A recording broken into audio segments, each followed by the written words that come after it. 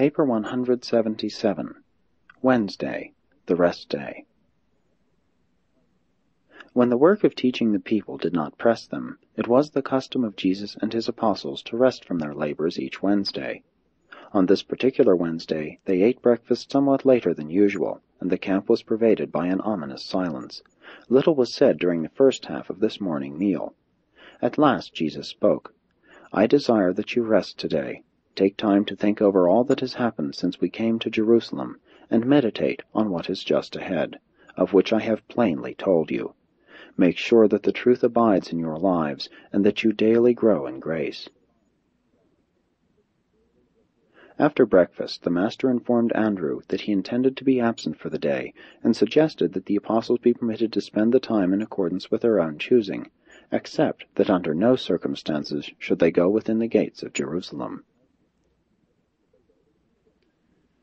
When Jesus made ready to go into the hills alone, David Zebedee accosted him, saying, "You well know, Master, that the Pharisees and rulers seek to destroy you, and yet you make ready to go alone into the hills. To do this is folly. I will therefore send 3 men with you, well prepared to see that no harm befalls you." Jesus looked over the 3 well-armed and stalwart Galileans, and said to David, "You mean well, but you err in that you fail to understand that the Son of Man needs no one to defend him. No man will lay hands on me until that hour when I am ready to lay down my life in conformity to my Father's will.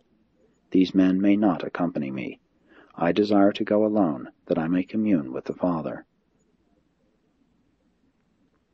Upon hearing these words, David and his armed guards withdrew, but as Jesus started off alone, John Mark came forward with a small basket containing food and water, and suggested that, if he intended to be away all day, he might find himself hungry. The Master smiled on John and reached down to take the basket.